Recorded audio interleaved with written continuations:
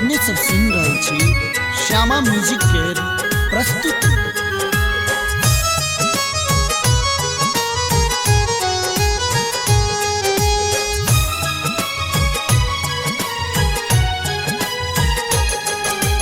बकरी सबटा मूंगक खेती चढ़ गेले, मरे वाला छोरा कत जड़ गेले।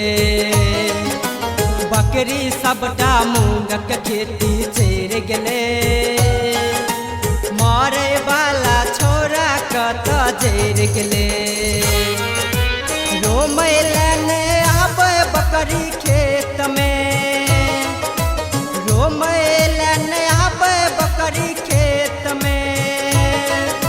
छिमी सबटा गेलै बकरी पेट में, बकरी सबटा मूंगक खेती चढ़ गेले, मारे वाला छोरा कत जड़ गेले। हो मूंगक खेती बकरी सबटा चढ़ गेले, मोरे वाला छोरा कत जड़ गेले।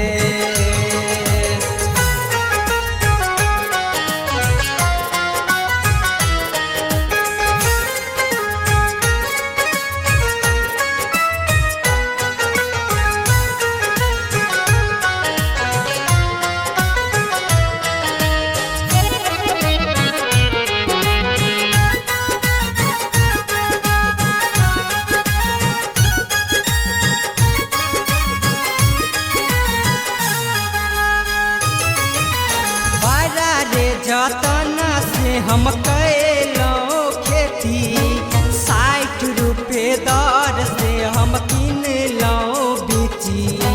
बड़ा रे जतन से हम कैलौं खेती, 60 रुपए दर से हम किनलौं बीची। कैल सबटा मेहनत पाइन फेर गेले, मरे वाला छोरा कत जड़ गेले। बकरी सबटा मूंगक खेती चढ़ गेले, मरे वाला सरधुआ कत जड़ गेले। बकरी सबटा मूंगक खेती चढ़ गेले, मरे वाला सरधुआ छोरा जड़ गेले।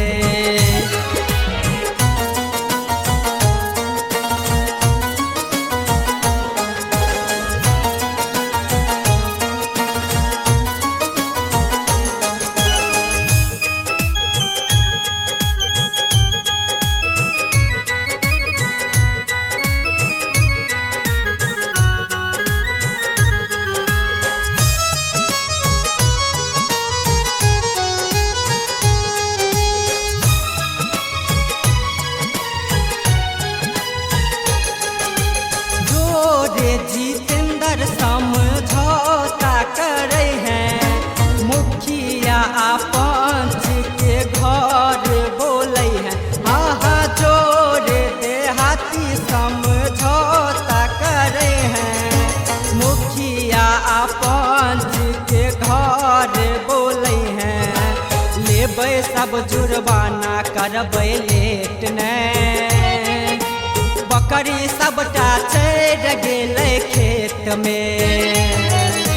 बकरी सबटा मूंगक खेती चढ़ गेले, मोरे वाला छोरा कत जड़ गेले।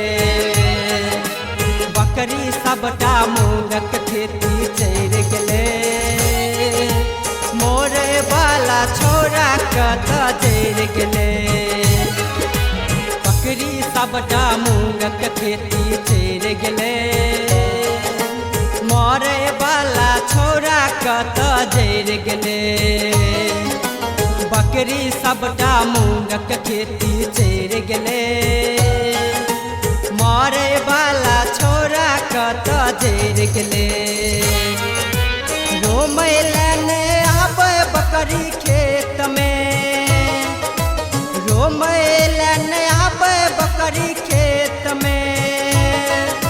छिमी सबटा गेलै बकरी पेट में, बकरी सबटा मूंग मुंगक खेती चेर गेले मारे वाला छोरा कत जेर गेले ए हो मुंगक खेती बकरी सबटा चेर